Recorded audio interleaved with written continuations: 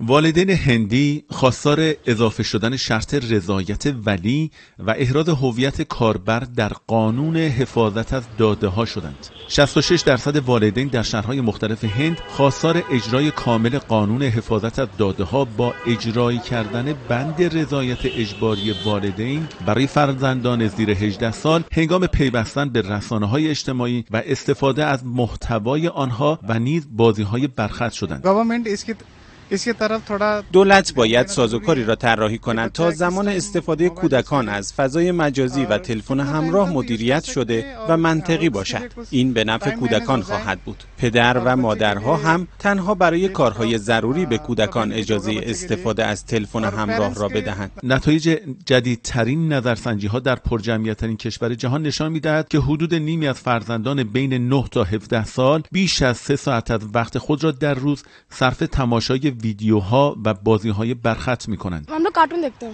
بعد از مدرسه عصرها من به همراه خواهر و برادرم کارتون نگاه می‌کنیم. مادرم اجازه تماشای ویدیوها در فضای مجازی رو نمیده چون برای ما خوب نیست. به همین خاطر مادرم میگه کارتون ببینید. ما بیشتر بیرون بازی می‌کنیم و بعد از مطالعه کمی از تلفن همراه استفاده می‌کنیم. این والدین تاکید کردند پرخاشگری، بی‌حوصلگی، مشکلات چشمی و اسکلتی، اضطراب و بیحالی در فرزندانشان نتیجه وقت گذرانی زیاد در رسانه‌های اجتماعی و بازی‌های برخط است. تماشای بیش از حد تلفن همراه بر سلامت بچه‌ها به ویژه چشم اونها تاثیر منفی میذاره.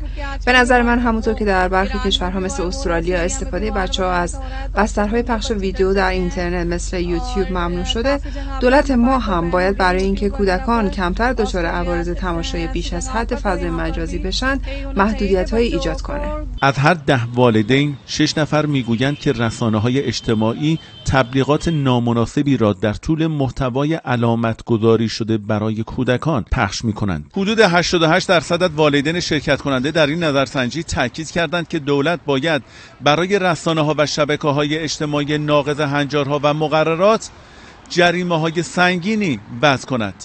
حسن عبدالملکی، خبرگزاری صدا و سیما، دهلی نو.